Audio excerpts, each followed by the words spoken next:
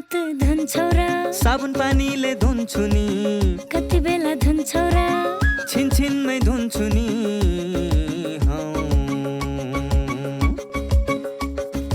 घरमा पस्दा अफिस पस्दा सधैँ धुन्छु हात कोरोनालाई यसै गरी भगाइदिन्छु म त घरमा पस्दा अफिस पस्दा सधैँ धुन्छु हात कोरोनालाई यसै गरी भगाइदिन्छु म त भान्सा छिर्नु अगाडि खाना खानु अगाडि जहाँ त्यही छोएपछि हातले छोपी खोकेपछि हात धुन्छौ र साबुन पानीले धुन्छु नि कति बेला धुन्छौ र छिनछिनमै धुन्छु नि कोरोनाबाट बच्ने 3 उपायहरू। व्यक्ति बीच 2 मिटर टाढा बस्ने, घरबाट बाहिर निस्कँदा मास्क लगाउने र बेला बेलामा साबुन पानीले मिची 20 सेकेन्डसम्म हात धुने। कोरोनाबाट आफू पनि बचाउँ र अरूलाई पनि बचाउँ। नमस्कार, स्वस्थ जीवन कार्यक्रममा तपाईलाई स्वागत छ। नेपाल सरकार स्वास्थ्य तथा जनसङ्ख्या मन्त्रालय, राष्ट्रिय स्वास्थ्य शिक्षा सूचना तथा सञ्चार केन्द्र र नेपाल टेलिभिजन बीच सहकार्यमा निर्माण गरिएको यो कार्यक्रम एनटिभी प्लसका साथै एनटिभी टहरी र एनटिभी कोहलपुरबाट पनि हेर्न सक्नुहुनेछ। नेपालको संविधानले स्वास्थ्य सम्बन्धी हकलाई नागरिकको मौलिक हकका रूपमा प्रत्याभूत गरेको छ। समृद्ध नेपाल सुखी नेपालीको राष्ट्रिय आकांक्षा पूरा गर्न आवधिक योजनाहरूमा पनि गुणस्तरीय स्वास्थ्य सेवामा जनताको पहुँच वृद्धि गर्ने लक्ष्य राखिएको छ भने आधारभूत स्वास्थ्य सेवामा राज्यको लगानी पनि वृद्धि भइरहेको छ। स्वास्थ्य सेवामा आम नागरिकको पहुँच वृद्धि गर्न भएका प्रयासहरूका साथै हरेक व्यक्तिले आफ्नो स्वस्थ जीवनका लागि अवलम्बन गर्नुपर्ने उपायहरूबारे हामीले यो कार्यक्रममा चर्चा गर्नेछौँ।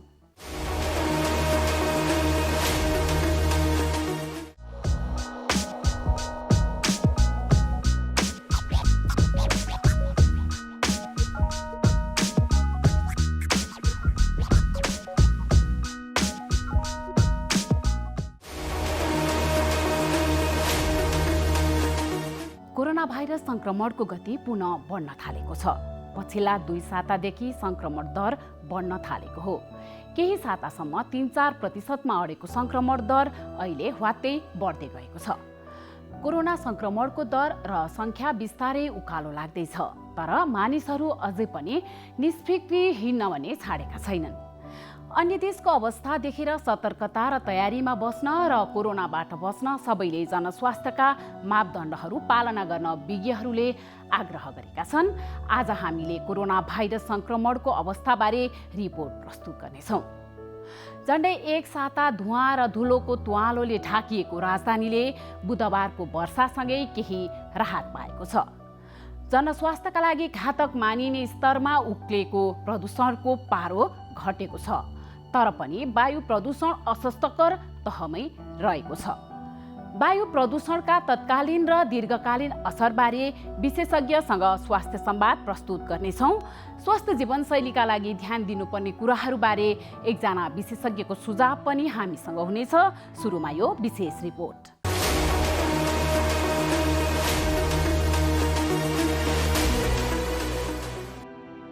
कोरोना भाइरस संक्रमणको गति पुनः बढ्न थालेको छ। पछिल्लो 2 सातादेखि संक्रमण दर बढ्न थालेको हो। केही सातासम्म 3-4% रहेको संक्रमण दर अहिले ह्वात्तै बढ्दै गएको छ। भारतबाट नेपाल फर्किएकाहरूमा संक्रमण देखिनु तथा पछिल्लो समय कोरोना परीक्षण धेरै हुनुले पनि संक्रमण बढेको विज्ञहरूले बताएका छन्। भारतमा दोस्रो लहर सुरु भएसँगै त्यसको असर नेपालमा पनि परेको छ। पछिल्लो दिनमा रोजगारीको लागि भारत गएका नेपालीहरू फर्कने क्रम बढ्दो छ।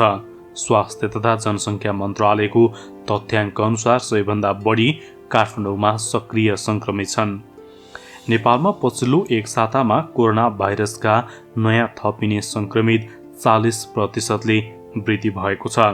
स्वास्थ्य तथा जनसङ्ख्या मन्त्रालयले छिमेकी राष्ट्रमा कोरोना संक्रमण वृद्धि हुँदा त्यसको असर नेपालमा परेको जनाएको छ। नेपालमा कोरोना भाइरसको दोस्रो चरण आउने सम्भावना देखिएको विज्ञहरूले बताएका छन्। विगतमा भारतमा कोरोना संक्रमण वृद्धि भएको 1 महिनापछि नेपालमा पनि संक्रमण बढेको थियो। अहिले नेपाल र भारतमा मात्रै नभई दक्षिण एसियामै कोरोना भाइरसको संक्रमण तीव्र रूपले वृद्धि भएको छ। नेपालमा संक्रमण दर र संख्या बिस्तारै उकालो लाग्दैछ, तर मानिसहरू अझै पनि निष्फिक्री भएर हिँड्न छाडेका छैनन्। मास्क तथा सेनिटाइजरको प्रयोग, सामाजिक दूरी कायम गर्ने जस्ता जनस्वास्थ्यका मापदण्ड कोरोनाबाट बचाउने मूल मन्त्र हो। पछिल्लो समय छिमेकी मुलुक भारतमा संक्रमण दर बढ्दो छ, यसले नेपालमा कोरोनाको जोखिम झनै बढाएको छ। त्यसैले जनस्वास्थ्यका मापदण्ड पालना गर्न विज्ञहरूले आग्रह गरेका छन्। भारतमा संक्रमणको दर बढ्न थालेपछि विभिन्न प्रान्त र केही सहरहरूमा लकडाउन तथा रात्रिकालीन कर्फ्यू लगाउन थालिएको छ। तर ती प्रान्तमा रहेका नेपालीहरू स्वदेश फर्कदा उनीहरूसँगै नेपालमा संक्रमण प्रवेश गर्ने जोखिम छ। भारत लगायत अन्य देशमा संक्रमण दर बढ्दै गएकोले नेपालमा पनि पुनः महामारीको अवस्था नआउला भन्न सकिन्न। अन्य देशको अवस्था देखेर सतर्कता र तयारी अघि बढाउनु नै सबैको हित हुनेछ। कोभिड-19 को संक्रमण फैलिन नदिन सामाजिक दूरी कायम राख्नु, मास्क अनिवार्य लगाउनु र नियमित हात धुनु अझै आवश्यक छ।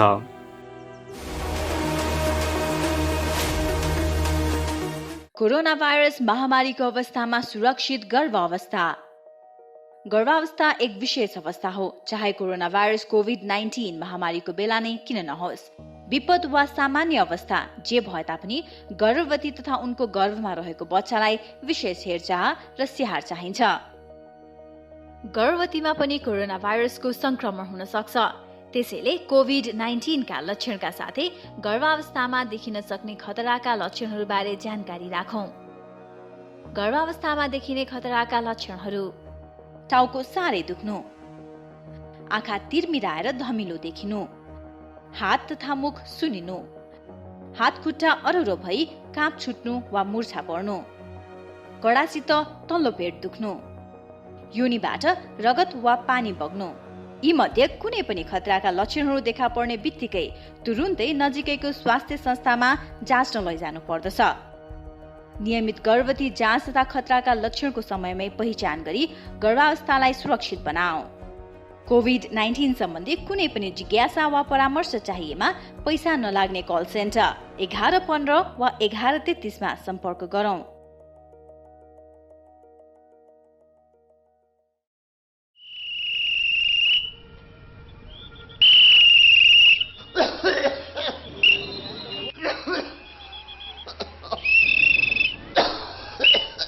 मान्छेले यसरी लगातार खोक्न थाल्नुमा कति भयो? धेरै भयो। 2 हप्ता भन्दा बढी लगातार यसरी खोकी लाग्नु त टिबी रोगको लक्षण हो है। टिबी रोग नजिकैको स्वास्थ्य संस्थामा गई खकार चटाउनुस्, पैसा लाग्दैन। नरो टिबी रोग लाग्यो भने बाँच्दैन। 6 महिनादेखि 8 महिनासम्म नियमित रूपमा नटुटाइकन ओखती खायो भनेदेखि टिबी रोग पुरा निको हुन्छ र बिरामीले ओखती खान थालेपछि यो रोगहरूलाई सर्दा पनि सर्दैन। हो, अनि औषधि कतिको महँगो छ नि? फ्री स्वास्थ्य संस्थाहरूमा निःशुल्क पाइन्छ, पैसा तिर्नु पर्दैन। तपाईँ ट्राफिक हो कि डाक्टर हो? कसरी थाहा पाउनु हो? मलाई पनि टिबी रोग लागेको थियो। मैले नियमित रूपमा ओखती सेवन गरेँ, रोग पुरा निको भयो। अहिले हेर्नुहोस् त कस्तो तन्दुरुस्त छु। त्यसो भए यो भाइलाई यतैबाट सिधै लगेर स्वास्थ्य संस्थामा खकार जोन लैजान्छु। कृपया आजदेखि नै क्षयरोग विरुद्धको अभियानमा एकजुट हौं। नमस्ते, म डाक्टर रितेश थापा, म एउटा मनोचिकित्सक हो। अहिले यो कोरोनाको महामारीमा हामी सबैजना छौँ। यसले गर्दाखेरि हामी सबैलाई असर परिरहेको छ। तर मैले एउटा चिकित्सकको नाताले भन्नुपर्दाखेरि यो पनि अरू रोग जस्तै यो कोरोना पनि एउटा रोग हो। यसबाट हामी सबैजनाले सामान्य उपायहरू अपनाएर बच्न सक्छौँ। त्यही भएर कोही पनि व्यक्तिलाई चाहिँ कोरोना सङ्क्रमित व्यक्तिलाई हेला नगरौँ, किनभने कोरोना त हाम्रो 10 दिन 14 दिनमा हामी ठिक हुन्छौँ उपचार गरेर या नगरी पनि सेल्फ आइसोलेसन ठिक हुन्छौँ। तर जुन मानसिक यातना जुन भोग्नुपर्छ त्यो हेलाले अवहेलनाले गर्दाखेरि त्यो चाहिँ पछिसम्म पनि लामो समयसम्म पनि रहिरहन सक्छ। तर त्यसबाट हामी टाढै रहने कोसिस गर्नुपर्छ। त्यही भएर हामीले कोरोना सङ्क्रमित अथवा ठिक भएर आइसकेको व्यक्तिहरूलाई चाहिँ मद्दत गर्ने, उहाँहरूलाई हौसला प्रदान गर्ने र हामीले के गर्न सक्छौँ उहाँहरूको स्वास्थ्यको लागि, भविष्यको लागि त्यतातिर बढी ध्यान दिन सक्यौँ भने हामी सबैजना मिलेर यस कोरोना महामारीसँग लड्न सक्छौँ र जित्न सक्छौँ। ए सृजना, त किन हिजो अस्ति स्कुल नआएकी हँ? हेर, मेरो त महिनाभरि सुरु भएछ। ए त्यही भएर पो स्कुल नआएकी? मलाई त पहिला एकदमै डर लागेको थियो, पछि आमाले सम्झाउनु भएपछि बल्ल बुझेँ। अनि स्कुल त आउनु पर्थ्यो नि त। आफूलाई कस्तो लाज लागेको थियो। होइन, के को लाजको कुरा गर्छन् यिनीहरू? केही होइन। सृजना पनि आइछन् त आज, अनि हिजो अस्ति कहाँ गएकी थियौ? खास कुरा उसको महिनावारी सुरु भएर समस्या भएछ मिस। महिनावारी हुनु समस्या होइन, यो त किशोरीहरूमा हुने सामान्य प्राकृतिक कुरा मात्रै हो। सामान्यतया महिनावारी 10 देखि 15 वर्षका किशोरीहरूमा सुरु हुन्छ। यो स्वाभाविक कुरा हो। महिनावारी हुँदाखेरि डराउने, चिन्ता लिने गर्नु हुँदैन। महिनावारी हुँदाखेरि अरू बेला जस्तै स्कुल आउनुपर्छ, तर व्यक्तिगत सरसफाइ भने बढी नै गर्नुपर्छ। महिनावारी भएको समयमा दिनौ नुहाउने, सफा कपडा लगाउने, सफा ठाउँमा सफा बिछौनामा सुत्ने, सफा प्याड लगाउने गर्नुपर्छ। महिनावारी हुँदा घर परिवार सँगै राखेर किशोरीहरूलाई पोसिलो खानेकुरा खुवाउनुपर्छ।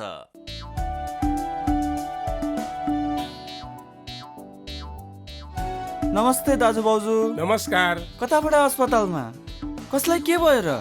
त्यस्तो केही होइन भाइ, यिनको र मेरो सामान्य स्वास्थ्य जाँच गर्न आएको। ल, केही नहुँदा पनि स्वास्थ्य परीक्षण गर्नुपर्छ र? पैसाको नाश मात्र। त्यसो भनेर कहाँ हुन्छ र भाइ? समय समयमा स्वास्थ्य जाँच गरायो भने आफ्नो स्वास्थ्यको अवस्था बारे थाहा हुन्छ। यसरी नियमित रूपमा स्वास्थ्य जाँच गराउँदा कुनै रोग लागेको छ भने सुरुवाती अवस्थामा नै रोग पत्ता लाग्छ, अनि समयमै उपचार गर्न सजिलो हुन्छ नि। सही भन्नुभयो दाइ। मैले पनि आफ्नो र परिवारको नियमित स्वास्थ्य जाँच गराएको भए आज मेरो श्रीमतीको यो हालत हुने थिएन र पैसा पनि जोगिन्थ्यो। म त मेरो र मेरो परिवारको स्वास्थ्य प्रति सजग छु। तपाईँ पनि अबदेखि नियमित रूपमा स्वास्थ्य परीक्षण गराउनुहोस् है। राष्ट्रिय स्वास्थ्य शिक्षा सूचना तथा सञ्चार केन्द्र। झन्डै एक साता धुवाँ र धुलोको तुवालोले ढाकिएको राजधानीले बुधबारको वर्षासँगै केही राहत पाएको छ। जनस्वास्थ्यका लागि घातक मानिने स्तरमा उक्लेको प्रदूषणको पारो घटेको छ, तर पनि वायु प्रदूषण अस्वास्थ्यकर तहमै रहेको छ। वायु प्रदूषणले विभिन्न स्वास्थ्य समस्याहरू निम्त्याइरहेको हुन्छन्। यसले निम्त्याउने स्वास्थ्य समस्या तत्कालीन र दीर्घकालीन हुन्छन्। वायु प्रदूषणका तत्कालीन र दीर्घकालीन असरबारे विशेषज्ञसँग स्वास्थ्य संवाद अबको क्रममा।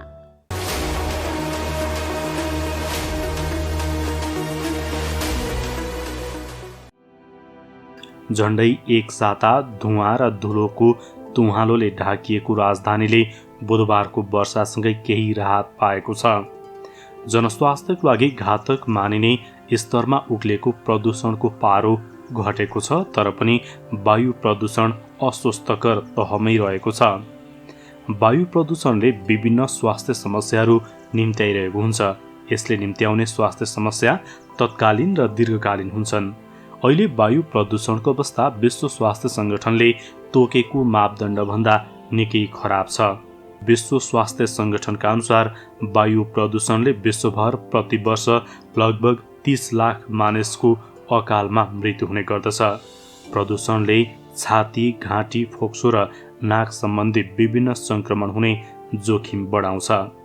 स्वस्थ व्यक्तिलाई पनि प्रदूषणका कारण हाच्छिउँ आउने, खोकी लाग्ने, नाकबाट सिँगान बग्ने, घाँटी दुख्ने, टाउको दुख्ने तथा छातीमा सङ्क्रमणको जोखिम हुन सक्छ। ज्येष्ठ नागरिक, बालबालिका, दीर्घरोगी र मुटुका रोगी जस्ता मानिस बढी प्रभावित हुने सम्भावना हुन्छ।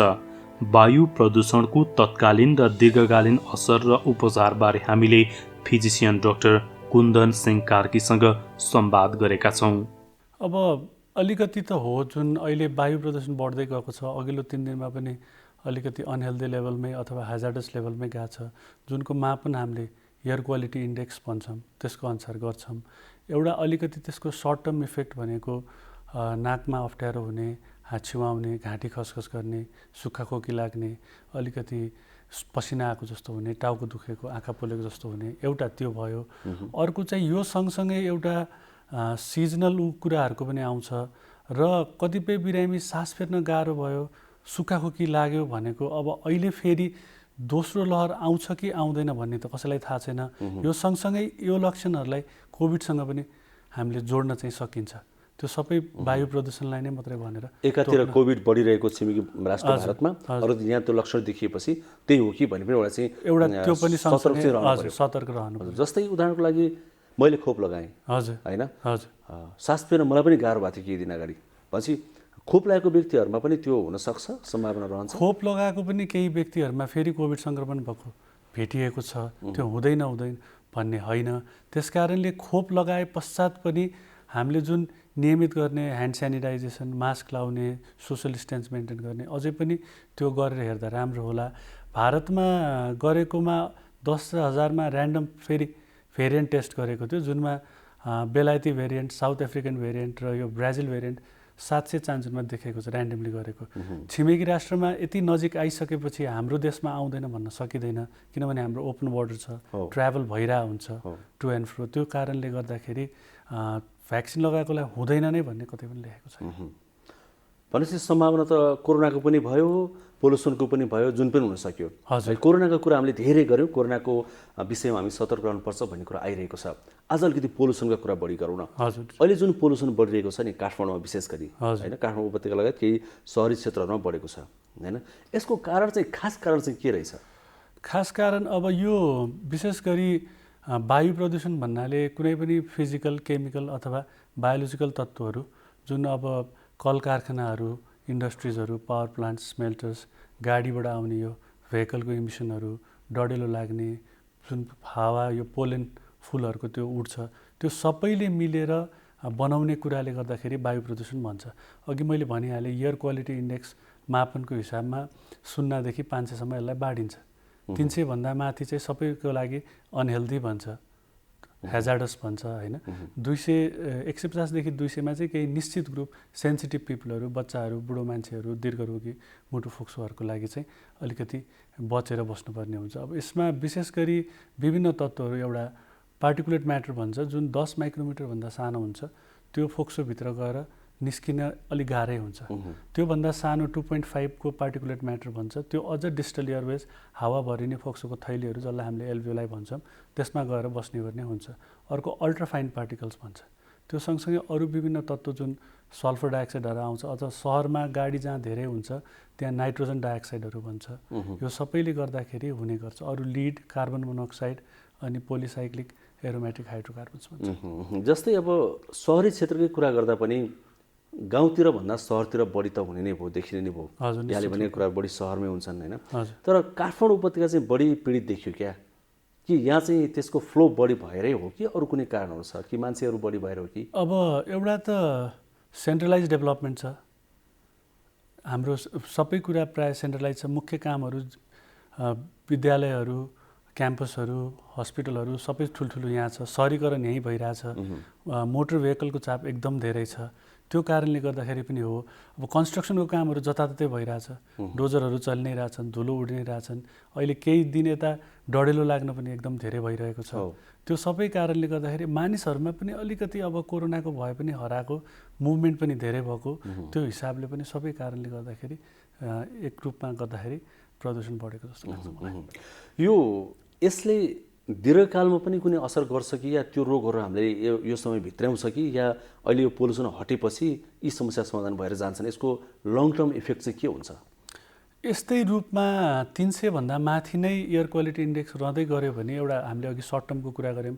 अरू लङ टर्म भनेको चाहिँ फोक्सोको दम रोगहरू जुन ब्रोङ्कियल आज्मा भन्छ, सिओपिडी भन्छ, दीर्घकालीन रूपमा लङ क्यान्सर हुने सम्भावनाहरू पनि बढाउँछ, मुटुको रोगहरू बढाउँछ। अहिले नयाँ स्टडीले न्युरो सम्बन्धी अल्जाइमर्स, पार्किन्सन्सहरू पनि बढाउँछ भनेको छ।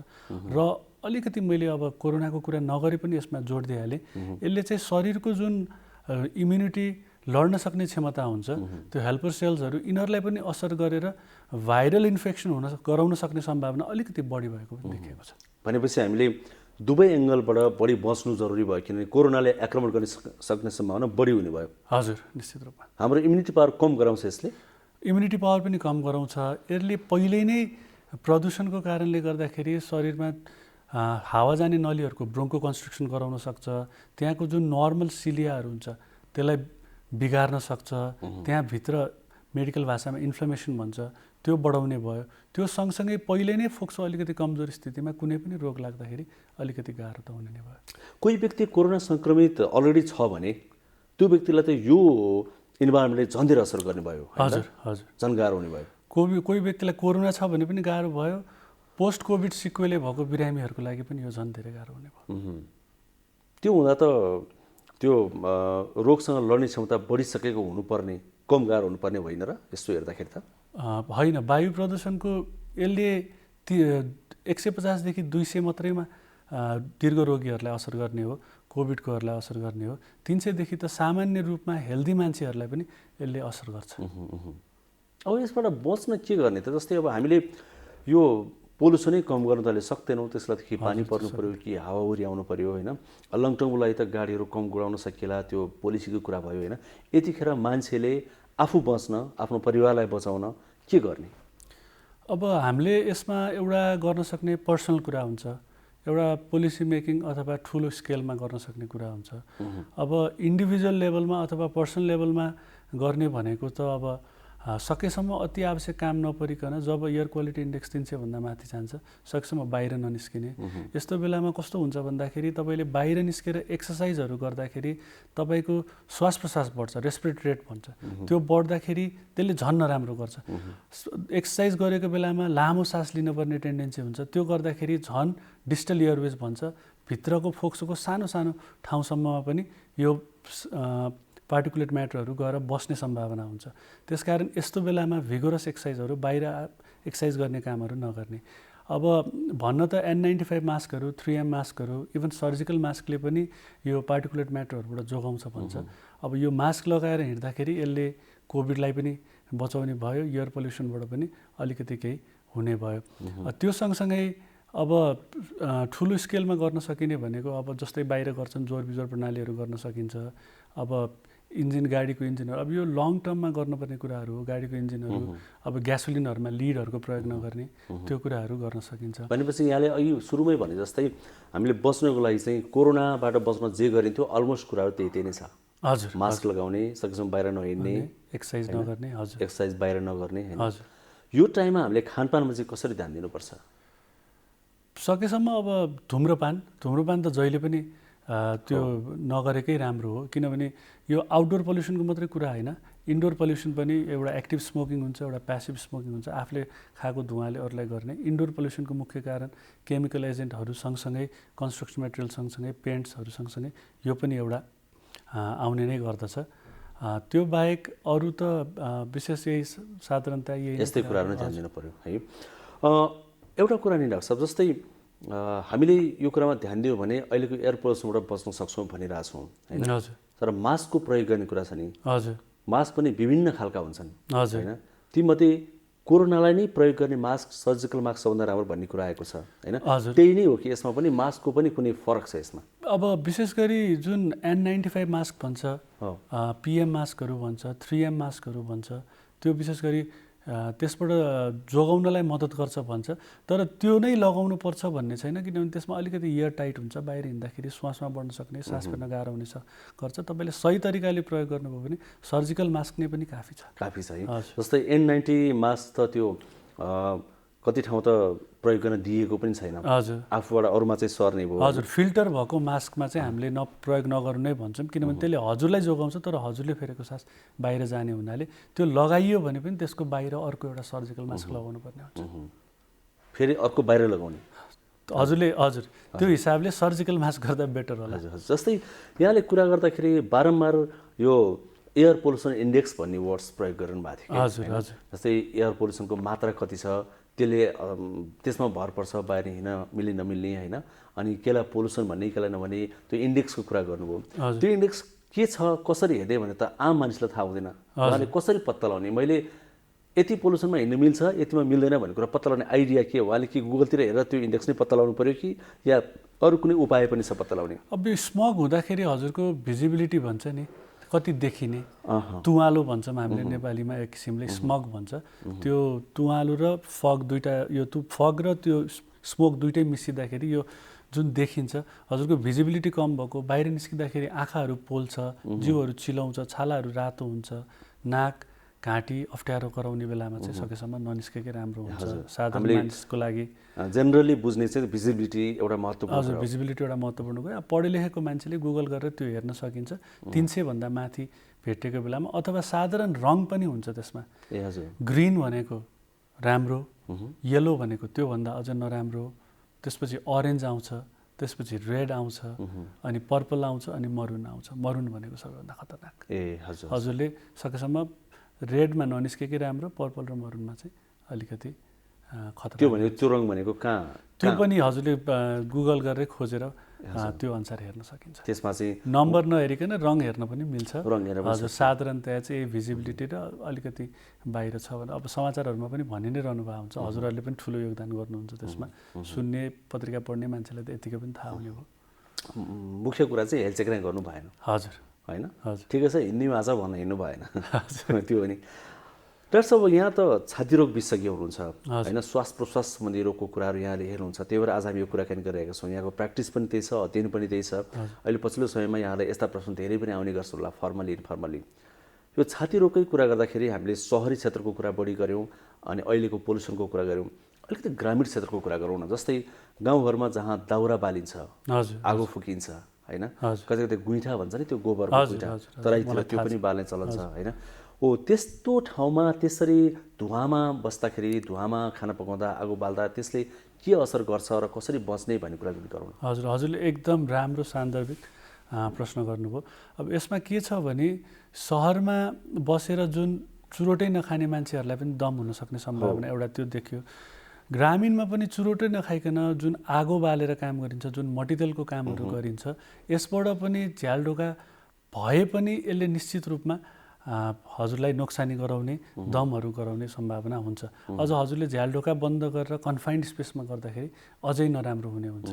अनि डढेलो लगाउने, घरको अरू चिजहरू त्यो बालेर प्रयोग गर्ने, भित्र बालेर खाना पकाउने, त्यसले चाहिँ दीर्घकालीन हानिकारक नै हुन्छ।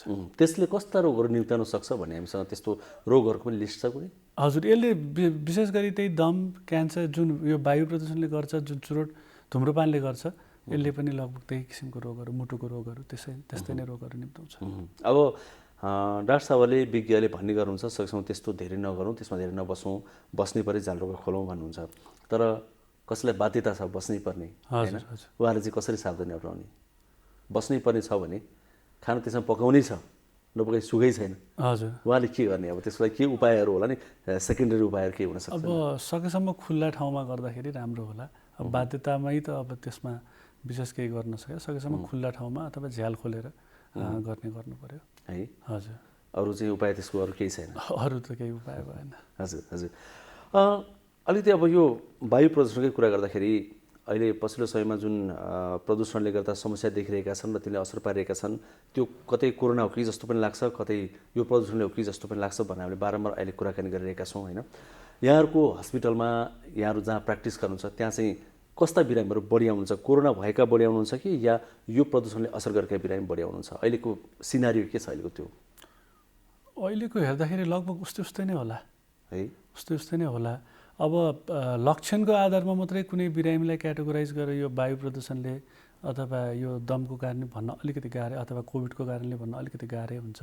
त्यसमा हजुरको अरू टेस्टहरू, एक्सरेहरू, रगतको जाँचहरू गरेर भन्नलाई अलिकति सहज हुन्छ। भनेपछि यो रेसियो पनि छन्, यो खालका बिरामी बढी छन् भन्ने भनिहाल्ने स्थिति छैन? हजुर हजुर है। यो एउटा हस्पिटलको मात्रै भन्दा पनि पुरै देशको स्ट्याटिस्टिक्स निकालेर हेर्दा अलिकति राम्रो होला। कहिलेकाहीँ चाहिँ बिरामीहरूले अब जस्तै सास फेर्न गाह्रो भयो, अब छाती दुख्यो भनेदेखि सामान्य यसो मेडिकलमा गएर औषधि खाइदिने चलन छ किनेर। मेडिकलमा पनि जथाभावी औषधि बेच्ने चलन छ। त्यो वास्तवमा नियन्त्रण गर्नु पर्थ्यो तर भइरहेको छैन होइन। त्यो नियन्त्रण गर्ने निकाय अर्कै हो, त्यो अर्कै हिसाबले पहल होला। तर एकजना स्वास्थ्य कर्मीले भन्नुपर्दा त्यस्ता सामान्य समस्या देखियो भने मेडिकलमा औषधि किनेर खानु कतिको ठिक, कतिको बेठिक? सामान्य उसमा एकचोटि चिकित्सकै परामर्श लिएर गर्दाखेरि यो बेटर होला। औषधि यसरी किराना पसलबाट चक्लेट किनेर खाएको भन्दा एउटा परामर्श लिएर विज्ञहरूद्वारा हेरेर गर्दा यो अलि राम्रै होला, सबैलाई फाइदाजनकै होला।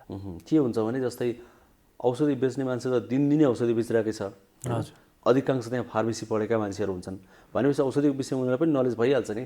त्यसमा त सामान्य औषधि त किनेर खाए भइहाल्छ नि भने कतिपय विज्ञले त्यो पनि भनेको पाउँछौँ कि हामी त्यो भएर चाहिँ यो के गर्ने यो एकदम जनमानसमा कन्फ्युज छ क्या त्यो भएर पनि केही न केही त पढेको मान्छे छन् नि त्यहाँ भन्ने मान्छेहरू भनाइ छ त्यो भएर चाहिँ के चाहिँ गर्ने भन्ने कन्फ्युजन के क्लियर गर्नु साधारणतया छोटो सिम्टम्स 1-2 दिनको साधारण रोगमा साधारण 1-2टा औषधि जुनलाई हामीले OTC medicine over the counter भन्छौँ यो विश्वव्यापी प्र्याक्टिस हुन्छ साधारण औषधिहरू जुन कन्ट्रोल ड्रगहरू हुँदैन साधारण औषधि त्यो लिएर खाँदा हुन्छ होला अलिकति लामो अथवा त्यो हिसाबको चाहिँ विज्ञलाई नै देखाउनु राम्रो हुन्छ होला अथवा जेनरल प्र्याक्टिस गर्ने जसले गर्नुहुन्छ उहाँहरूलाई देखाउँदा राम्रो होला यो सँगसँगै अब लक्षण कहिलेकाहीँ जुत्दाखेरि चाहिँ एउटा हजुरले आफ्नो लागि स्वस्थ रहने सुरक्षित रहने र दोस्रो कुरा चाहिँ हजुरले अरूलाई बचाउने अरूको सुरक्षा सोच्ने त्यो हिसाबले ध्यान दिँदाखेरि छुटाउन नसक्ने डाउटफुल केसेसहरू चाहिँ विज्ञकमै जाँदा राम्रो रहला अहिले त फेरि प्रविधिले हामीलाई सजिलो बनाएको छ हजुर कति डाक्टर साहबहरूसँग स्वास्थ्य कर्मीसँग फोन गरेर टाइम लिन पनि सकिन्छ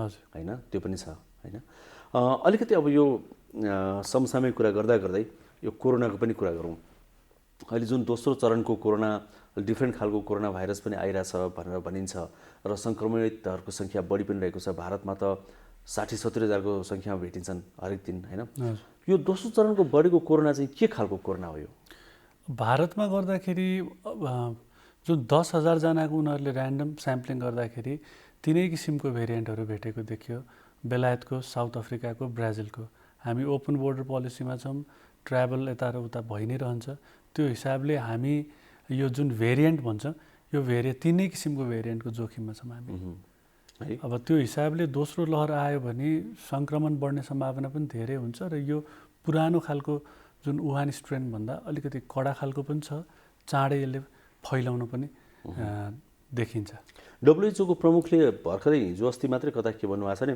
यो अहिले कोरोनाको जुन अहिलेको फैलावट हेर्दाखेरि उद्गम स्थलै चाइना होइन क्या हो यसको थप रिसर्च गर्नुपर्ने भयो चाइनामा वुहानमा होइन जस्तो लाग्यो भन्ने पनि कुरा गर्नुभएको छ त्यस्तो पनि कुरा के आइरहेछ होइन त्यस्तो आइरहेछ निश्चित रूपमा यो चाइनाबाटै आएको भनेर भन्नलाई पनि अलिकति गाह्रो छ जहाँ पहिला यो सी फुड मार्केटबाट भन्ने कुरा आयो त्यो पछि फेरि होइन भन्ने कुरा आयो अब यसमा कन्स्पिरेसी थ्योरीहरू पनि थुप्रै छन् कसैले ल्याबमा ओरिजिनेट भए भन्छ तर कतिवटा यस्तो देशमा ट्राभलै नगरेको ठाउँमा पनि यो आइरहेको छ कोभिडहरू भेटि नै रहेको छ त्यो अब यो हरेक दिन इभल्भिङ कुरा छ हरेक दिन नयाँ नयाँ कुरा आइरहेछ हरेक दिन नयाँ नयाँ आछ हामीले पनि त्यही पढ्ने हो भन्न सकिने अवस्था छैन गाह्रो छ हजुर है जस्तै नेपालमा पनि हामीले डाक्टर साहबहरूसँग कुराकानी गर्दाखेरि के भन्नुहुन्थ्यो भने केही समयपछि त भयावह हुन्छ डेफिनेटली हुन्छ ओपन बोर्डर छ नेपालमा केयर छैन केयरलेस हिसाबले हामी गरिरहेको छौँ भयङ्कर खतरा हुन्छ भन्नुहुन्थ्यो तर नेपालमा भने जति असर गरेन होइन भनेपछि अबको सिनारीमा चाहिँ यो दोस्रो चरणको चाहिँ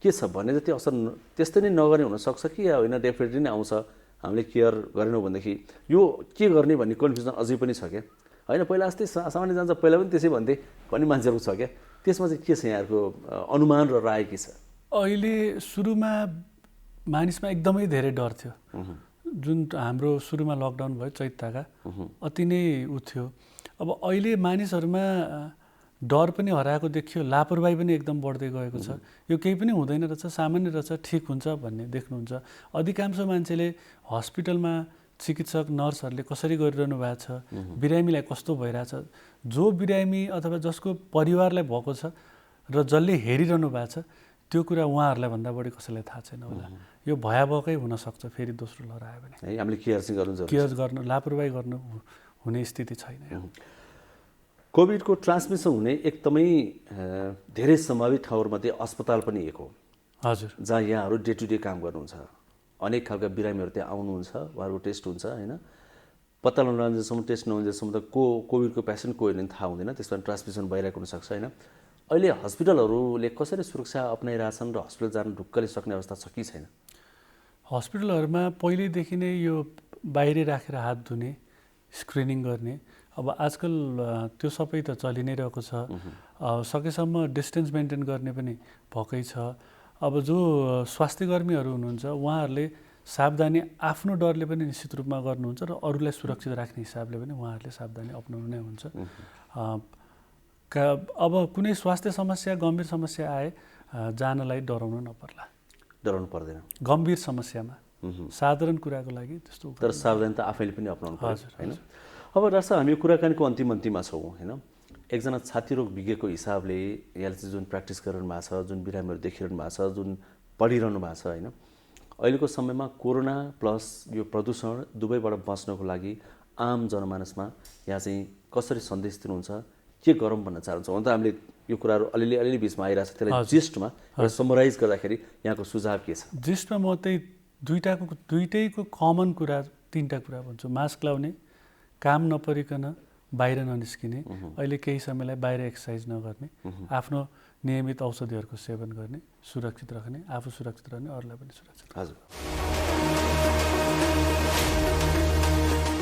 हाम्रो एक सन्तान छ, अर्को तुरुन्तै जन्माउने इच्छा छैन। त्यसैले परिवार योजनाको लामो अवधिका केही अस्थायी साधनहरूको बारेमा सल्लाह लिउँ भनेर आएको। तपाईहरु जस्तो लामो अवधिको गर्भान्तर गर्न चाहनेहरूको लागि इम्प्लान्ट वा आयुसिडी नै ठिक हुन्छ।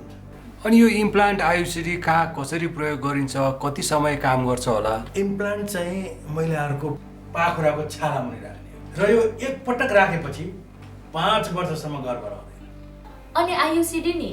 आयुसिडी चाहिँ महिलाहरूको पाठेघरमा राखिन्छ र यो एक पटक राखेपछि 12 वर्षसम्म गर्भ रहँदैन। बीचमै सन्तानको रहर भयो भने? यदि तपाईँहरूलाई बिचैमा सन्तानको रहर भएमा यी दुवै साधनहरूलाई झिक्न पनि सकिन्छ। अनि यी दुवै अस्थायी साधनहरू कतिको सुरक्षित छन् त? सुरक्षित र प्रभावकारी छन्। तपाईँहरूले केही डर मान्नु पर्दैन। पहिला तपाईँहरूले सल्लाह गर्नुहोस्, त्यसपछि सेवाको लागि त हामी जहिले आउनुहुन्छ तयार छौँ। नमस्ते, म डाक्टर विजेश राज घिमिरे, क्यान्सर रोग विशेषज्ञ। म यहाँहरूलाई आज हाम्रो क्यान्सर र कोभिडको बारेमा केही भन्न गइरहेको छु। यहाँहरूलाई थाहै छ, हामी यो क्यान्सर बिरामीहरूमा हाम्रो रोगसँग लड्ने क्षमताहरू अलिक कम भएको हुनाले यो हाम्रो कोभिड या यो रोग चाहिँ उहाँहरूलाई केही गरी भइहाल्यो भने चाहिँ अलिकति जटिल रूपमा जान सक्ने र ज्यान पनि जान सक्ने किसिमबाट अगाडि बढ्न सक्ने भएको हुनाले हामीले चाहिँ क्यान्सर रोगको बिरामीहरूलाई चाहिँ यसबाट बच्नलाई, यसबाट सावधानी अपनाउन चाहिँ एकदमै धेरै नै जरुरी छ। त्यसैले गर्दाखेरि म यहाँहरू सबैलाई, अरूहरूले त सबैले गर्नु नै पर्छ, तर यहाँ क्यान्सर रोगीहरूले चाहिँ र क्यान्सरबाट उपचार गराइरहेका या क्यान्सर लागेर निको भइसकेका बिरामीहरूले चाहिँ यसमा एकदमै नै धेरै याद गर्नुहोला। अर्को कुरा चाहिँ के छ भनेदेखि हामीले अब क्यान्सरको लागि भनेर उपचार गर्नै पर्ने बिरामीहरू जसको लागि चाहिँ हाम्रो अलिक मतलब निको पार्न सकिने खालका रोगीहरू चाहिँ क्यान्सरको उपचारमा आउनलाई एकदम जरुरी छ। कोरोनाकै बिचमा पनि हामीले उपचार दिइरहेका छौँ र यसमा चाहिँ कि यहाँहरू आत्तिनु पर्दैन, हामीले सबै हाम्रो आफ्नो प्रिकसनहरू लिएर उपचार गरि नै रहेका छौँ। तर पनि अब धेरै बिरामीहरू चाहिँ यहाँ के भन्छ क्यान्सरको अब उपचार सकिसकेर जेनरल फलोअपमा या कुनै जरुरी नभइकन पनि हस्पिटल कहिलेकाहीँ फाटाफुट्टा आउने गर्नु भएको छ। उहाँहरूलाई हामी के भन्न चाहन्छौँ भने जरुरी भएमा मात्रै हस्पिटल आइदिनु होला, होइन भने चाहिँ हामी सबैलाई मोबाइलबाट या अरू कुनै माध्यमबाट चाहिँ फोन गरेर अथवा हामीले उहाँहरूलाई यहाँ परामर्श दिन सक्छौँ। र सबै चाहिएको मान्छे चाहिँ क्यान्सर उपचारमा आउनु होला, जरुरी पनि छ। तर नचाहिएका मान्छेहरू चाहिँ घरमै बस्नु होला र पर्नु पर्यो भनेदेखि चाहिँ डाक्टरसँग चाहिँ अरू माध्यमबाट चाहिँ हामीलाई सम्पर्क गर्नु होला। स्वस्थ जीवनका लागि खानपान, बानी व्यवहार, जीवनशैली आदिमा ध्यान दिनुपर्छ।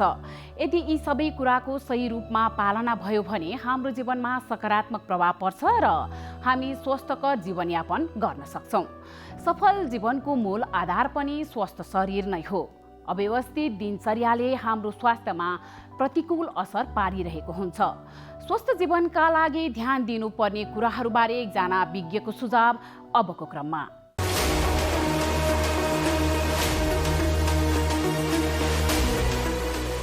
नमस्कार, म डाक्टर निरज श्रेष्ठ, हड्डीको डाक्टर हुँ, अर्थोपेडिक सर्जन। मैले यो आज चाहिँ तपाईँहरूलाई हड्डी कसरी बलियो बनाउने, हड्डी कसरी स्वस्थ राख्ने र कसरी स्वस्थ जीवनयापन गर्ने विषयमा केही शब्द बोल्दैछु। हड्डी अरू अङ्ग जस्तै हड्डी पनि हाम्रो शरीरको मेन अङ्गमा पर्छ र यसले अस्थिपञ्जर बनाउँछ र हड्डी बलियो बनाउनलाई सन्तुलित खाना, सन्तुलित विचार, टाइममा खाने अनि टाइममा सुत्ने र अनि तनावमुक्त भएर बस्नुभयो भने यो हड्डीले हामी पछिसम्म बुढेसकालसम्म पनि यसले हामीलाई मद्दत गर्न सक्छ र हामी स्वस्थ भएर बाँच्न सक्छौँ र लामो जीवनयापन गर्न सक्छौँ। स्वस्थ हड्डी बन्नको लागि खानपिनमा जोड दिनु पर्यो। खानामा हाम्रो क्याल्सियमयुक्त खानाहरू जस्तै ब्रोकाउली, काउली, दुग्ध पदार्थ जस्तै दही, पनिर, दुधहरू खानु प्रशस्त मात्रामा खाने गर्नु पर्यो। पानीको सेवन गर्नु पर्यो र अर्को सन्तुलित रूपमा व्यायाम गर्नु पर्यो। बिहान मिल्छ भने बिहान, बेलुका केही समय 5-10 मिनट आफ्नो लागि लिनुहोस्, व्यायाम गर्नुहोस्। र अरू रोगहरू पनि छ भने त्यसको समयमा उपचार गरौँ र केही हड्डी सम्बन्धी समस्या छ भने समयमै अस्पतालको डाक्टर साहबहरूलाई देखाउनु होला। व्यायाम बिहान र बेलुका गर्न सकिन्छ। बिहान 10 मिनट एटलिस्ट 10 मिनट बिहान, बेलुका गर्न सकिन्छ। र व्यायाम गर्दाखेरि घाँटीको हड्डी, कमरको, ढाडको, हिपको र जोनी, कुइना र घुँडाको जोनीहरूको लागि गर्न सकिन्छ। यो सामान्य योगा पनि गर्न सकिन्छ र सामान्य एक्सर्साइज व्यायामहरू हामीले बिहान 10 मिनट, बेलुका 10 मिनट गर्न सकिन्छ। हामीले घाममा बस्ने गर्ने बानी बसाउनु पर्यो। घाममा बिहानको 9 बजीदेखि 11 बजेको घाममा बस्न सक्यो भने पर्याप्त मात्रामा भिटामिन डी शरीरले बनाउँछ र हाम्रो हड्डी बलियो बनाउनलाई त्यसले धेरै मद्दत गर्छ। र यसरी बस्नुभयो भने क्याप्सुलहरू र बाहिरबाट भिटामिन डी, क्याल्सियमहरू खानु नपर्ला। नमस्ते, म डाक्टर सरिना राज भण्डारी। म चाहिँ ENT अथवा नाक कान घाँटीको सर्जन र फेसियल प्लास्टिक सर्जन हो। यो चिसोको मौसममा, यो सिजनमा चाहिँ मान्छेहरूलाई चाहिँ थुप्रो प्रब्लमहरू आउँछन्, जस्तै रुगाखोकी, स्निजिङहरू हुने, नाकबाट पानी बग्ने, नाक बन्द हुने, त्यो सँगसँगै घाँटीको प्रब्लमहरू जस्तै घाँटी खसखसाउने, खोकी लाग्ने, सुक्खा खोकी लाग्ने प्रब्लमहरू हुन्छन्। त्यसमाथि अहिले कोभिडको एरा पनि छ। It's a very difficult time. त्यही कारणले गर्दा चाहिँ तपाईँहरूले यो मौसममा चाहिँ अभोइड गर्नुपर्ने कुराहरू, चिसो कुराहरू, स्मोकिङ गर्नुहुन्छ भने प्लिज त्यो पनि अलिकति कन्ट्रोल गर्नु अथवा छोड्नु होला। अनि खानपानमा पनि चिल्लो, पिरो, अमिलोहरू चाहिँ अलिकति कम गर्नुहोस्, सो द्याट तपाईँको घाँटीको प्रब्लम पनि धेरै नहोस्। अनि मास्क चाहिँ अनिवार्य रूपमा प्लिज लगाउनु होला। त्यो चाहिँ हाम्रो एकदमै सेफ्टी प्रिकसन नै हो। मास्क पनि तपाईँहरूले त्यो कपडाको मास्क र भाल्भको मास्क भन्दा पनि सर्जिकल मास्क लाउनु भयो भने त्यो एकदमै बेटर छ। अनि तपाईँको यो रुगाखोकीको लागि चाहिँ अब मोस्ट मान्छेहरूलाई चाहिँ कोभिड नै हो कि भनेर पनि डर लाग्छन्, बट देन यो चाहिँ सिजन एकदमै कमन हो रुगाखोकीको लागि। त्यही कारणले रुगाखोकी नहोस् भनेर तातो पानीको बाफ लिने, मनतातो पानी खाने, नुन पानीले कुल्ला गर्ने, तिनीहरू पनि गर्न सक्नुहुन्छ। But then please stay safe. हजुरहरूलाई कोभिडकै शङ्का छ, त्यसको ज्वरो आइरहेछ, तपाईँहरूलाई नाकबाट स्मेल आएन, खानाको टेस्ट आएन भने तपाईँलाई कोभिड टेस्ट गर्दा पनि केही फरक पर्दैन। नेगेटिभ आयो भने राम्रै हो, पोजिटिभ आयो भने त्यही अनुसार हामी तपाईँहरूको ट्रिटमेन्ट गर्छौँ। बट देन मान्छेहरूलाई चाहिँ यो कोभिडको टेस्ट गर्ने र भनेर मान्छेहरू चाहिँ धेरै तर्सिन्छन् आजकल। त्यस्तो चाहिँ नसोच्नु होला, कोभिड टेस्ट गर्नुभएको पनि राम्रै हो। अनि घाँटीको लागि चाहिँ मोस्टली तपाईँको घाँटीमा केही अड्किने त्यस्तो प्रब्लमहरू छ भने सिधै मेडिकलमा गएर एन्टिबायोटिक चाहिँ नलिनु होला है। अब एकपल्ट डक्टरसँग सल्लाह लिएर एलर्जीको कारणले हो कि ग्यास्ट्रिकको कारणले हो कि साँच्चै नै इन्फेक्सन नै हो, त्यो बुझेर मात्र मेडिसिन्स लिनु होला। नमस्कार, आज म यहाँहरूलाई नवजात शिशु स्याहार सम्बन्धी जानकारी दिन आएकी छु।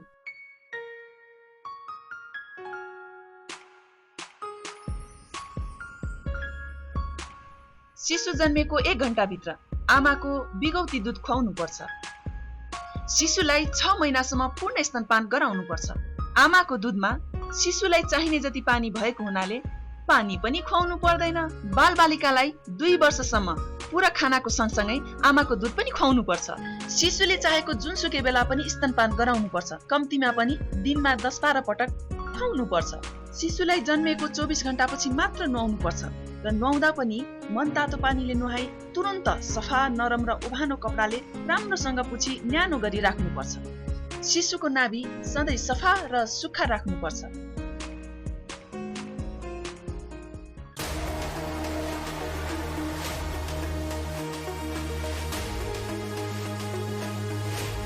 कार्यक्रम स्वस्थ जीवन हरेक दिन एनटिभी प्लसबाट बिहान 7 बजेदेखि 8 बजेसम्म र पूर्ण प्रसारण साँझ 5 देखि 6 बजेसम्म, एनटिभी कोहलपुरबाट 1 देखि 2 बजेसम्म र एनटिभी इटहरीबाट दिउँसो 2 देखि 3 बजेसम्म प्रसारण हुने गरेको छ। स्वास्थ्य सम्बन्धी यहाँहरूको कुनै जिज्ञासा वा समस्या भएमा हामी सम्बन्धित विज्ञहरूबाट समाधान खोजी कार्यक्रममा प्रसारण गर्नेछौँ। हामीलाई सम्पर्क गर्ने माध्यमहरू यस प्रकार रहेका छन्। फोन, एसएमएस तथा भाइबरको लागि 98 43 52 93 97। Email swasthjivan@ntv.org.np। यस कार्यक्रमको बारेमा आफ्नो सल्लाह, सुझाव र प्रतिक्रिया पनि यहाँहरूले यिनै माध्यम मार्फत दिन सक्नुहुनेछ। साथै कार्यक्रममा के कस्ता सामग्री, विषय वा विज्ञहरू समेट्नु पर्ला भन्ने विषयमा पनि सुझाव दिन सक्नुहुन्छ। कार्यक्रम यहाँहरूले सामाजिक सञ्जाल मार्फत पनि हेर्न सक्नुहुनेछ। YouTube Nepal television, mobile application Nepal television, Facebook facebook.com/naptv2041। किन लखडा तिमीहरूले कुकुरलाई? ऊ त्यहाँ नारायणले कुकुरले टोक्यो। ओहो, साउन पानी लिएर आऊ त, छिटो छिटो ल्या। नारायण बाबु, काँटोको कुकुरले। कुकुर हेर्नुस् न। ए साउन पानी छिटो ल्याउनु दौडा। कसको कुकुर रहेछ? खोइ टोकेर भाग्यो। भुसिया हो कि? कुकुरले साउन पानी। ल्याउ ल्याउ ल्याउ ल्याउ ल्याउ। कुनै पनि कुकुरले टोक्यो भने 5 मिनेटसम्म साबुन पानीले सफा गर्नुपर्छ। चिनेको वा पालिया कुकुर हो भने 10 दिनसम्म हेर्नुपर्छ। 10 दिनभित्र त्यो कुकुर मर्यो वा हरायो भने तुरुन्तै इन्जेक्सन लाउनुपर्छ। होइन गुरु, कहाँ खोज्नु त्यो कुकुरलाई मैले? यस्तो बेला तुरुन्त अस्पताल जानुपर्छ। हिँडे जाउँ, उठाऊ। ठिक गर्नुभयो। अझ औला, गाला, टाउको, घाँटीमा टोकेको भए त झन् बढी खतरा हुन्छ। अब आत्तिनु पर्दैन। नछुटाइकन भ्याक्सिन लिनुस्, केही हुन्न। रेबिज लाग्यो भने कस्तो लक्षण देखिन्छ डाक्टर साहब? रेबिज लागेपछि पानीदेखि डराउने, थुकिरहने, कराउने हुन्छ। हेर्नुहोस्, रेबिज लागेपछि उपचार हुँदैन। त्यसैले कुकुरले टोकेपछि समयमै रेबिजको भ्याक्सिन लिएमा सजिलै बच्न सकिन्छ।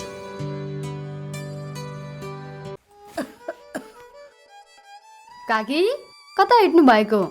रुगा खोकी लागेर सन्चो नभएको धेरै भयो। औषधि लिन हिँडेकी म त। हो, म पनि अस्ति बिरामी हुँदा एन्टिबायोटिक औषधि किनेर खाएकी थिएँ। मसँग बाँकी छ, त्यही खाँदा भइहाल्छ नि। किन किन जानु पर्यो र? हिँड्नुहोस्, मसँग औषधि लिएर जानु होला। ल ल जाऊ। कहाँ जाने कुरा हुँदैछ? बहिनीकोमा एन्टिबायोटिक रहेछ, त्यही लिन जान लागी। कहाँ त्यसरी एन्टिबायोटिक खानुहुन्छ त? स्वास्थ्य कर्मीको सिफारिस बिना मैले छोरीलाई एन्टिबायोटिक औषधि खुवाउँदा रोग बल्झेर छोरीले कति धेरै दुःख पाए। तुरुन्त स्वास्थ्य कर्मी कहाँ गएर जचाएर मात्र औषधि खानुहोस्। तपाईँ यहाँ आएर धेरै राम्रो गर्नुभयो। एन्टिबायोटिक औषधिको दुरुपयोगले बारम्बार रोग बल्झिएर निको हुन गाह्रो हुन्छ र हामी सबैलाई जोखिममा पारेको छ। त्यसैले सधैँ स्वास्थ्य कर्मीको सिफारिसमा मात्र एन्टिबायोटिक औषधि पुरा मात्रामा र पुरा अवधि सेवन गर्ने गरौँ। स्वास्थ्य सम्बन्धी महत्त्वपूर्ण नम्बरहरू। स्वास्थ्य सम्बन्धी कुनै पनि जानकारी र सहयोगका लागि स्वास्थ्य तथा जनसङ्ख्या मन्त्रालयका हटलाइन नम्बरहरू 1115 र 1133 वा मोबाइल नम्बर 98 512 55 839। एम्बुलेन्स सेवाको लागि 102 र 112। वैदेशिक रोजगारीको क्रममा स्वास्थ्यमा समस्या भएमा, अन्य सहयोग वा जानकारी आवश्यक परेमा श्रम, रोजगार तथा सामाजिक सुरक्षा मन्त्रालयको हटलाइन नम्बर 1141।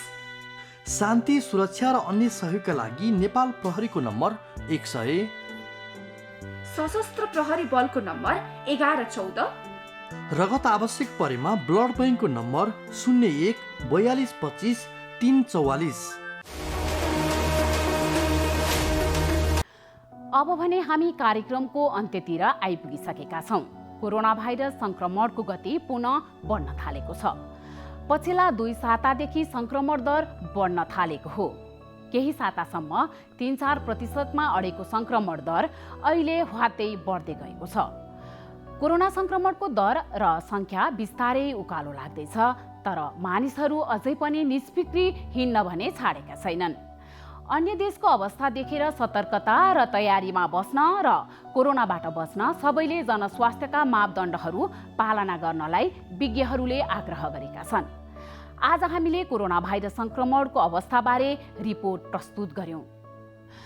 झण्डै 1 साता धुवाँ र धुलोको तुवालोले ढाकिएको राजधानीले बुधबारको वर्षासँगै केही राहत पाएको छ। जनस्वास्थ्यका लागि घातक मानिने स्तरमा उक्लेको प्रदूषणको पारो घटेको छ, तर पनि वायु प्रदूषण अस्वास्थ्यकर तहमै रहेको छ। वायु प्रदूषणका तत्कालीन र दीर्घकालीन असरबारे विशेषज्ञसँग स्वास्थ्य संवादका साथै स्वस्थ जीवनशैलीका लागि ध्यान दिनुपर्ने कुराहरूबारे एकजना विशेषज्ञको सुझाव पनि प्रस्तुत गर्यौं। आजका लागि स्वस्थ जीवन कार्यक्रमको समय सकिएको छ। यो कार्यक्रम नेपाल टेलिभिजनको वेबसाइट www.nepaltvonline.com तथा नेपाल टेलिभिजनको मोबाइल एप र फेसबुक, युट्युब जस्ता सामाजिक सञ्जालमा पनि हेर्न सक्नुहुनेछ। यो कार्यक्रममा तपाईँका स्वास्थ्य सम्बन्धी समस्या, सरकारले प्रवाह गरेका स्वास्थ्य सेवा अथवा हाम्रो कार्यक्रमबारे कुनै जिज्ञासा भए हामीलाई सम्पर्क गर्न सक्नुहुनेछ। सम्पर्क माध्यम हामीले टेलिभिजन स्क्रिनमा देखाइरहेका छौँ। तपाईँका स्वास्थ्य समस्यालाई हामीले सरकारी अधिकारी वा विज्ञ मार्फत समाधान गर्ने प्रयास गर्नेछौँ। आजका लागि स्वस्थ जीवन कार्यक्रमबाट हामी सबैलाई बिदा दिनुहोस्। नमस्कार।